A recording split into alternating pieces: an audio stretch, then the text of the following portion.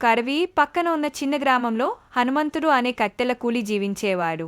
అతను రోజు అడవికి వెళ్లి వృక్షాలను కోసి కట్టెలు పట్టుకుని ఊరికి తీసుకెళ్లి అమ్మడం చేస్తూ జీవనం సాగించేవాడు. అతనికి ఉన్నదల్లా ఒక పాత గొడ్డలి మాత్రమే. అయినా అతను నిజాయితీగా శ్రమతో జీవించేవాడు.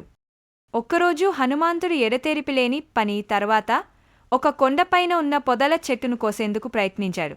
అనుకోకుండా అతని చేతిలోని పాత గొడ్డలి జారిపోయి పక్కనే ఉన్న లోతైన చెరువులో పడిపోయింది. నీళ్లు ఎంతో లోతుగా ఉండటంతో అతను దిగలేక బాధతో ఒంటరిగా కూర్చున్నాడు.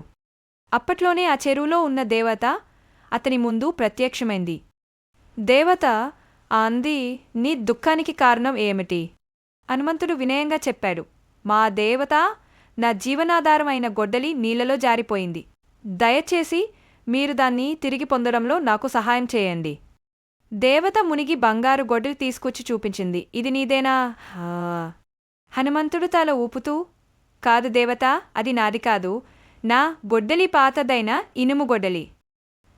తరువాత దేవత వెండి గొడ్డలి తీసుకొచ్చి అడిగింది, ఇది మీదా? అతను సమాధానమిచ్చాడు, దయచేసి కాదు.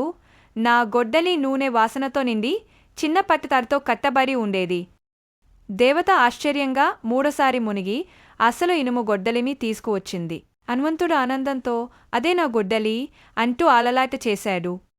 దేవత అతని నిజాయితీకి సంతోషించి 3 గొడ్డళ్ళన్నింటినీ అతనికి బహుమానంగా ఇచ్చింది. నీతి మోరల్: నిజాయితీ ఎప్పుడూ ప్రతిఫలం ఇస్తుంది. మనం కష్టపడితే దేవుడే మనకు ఆశ్చర్యకరమైన వరాలివ్వగలడు.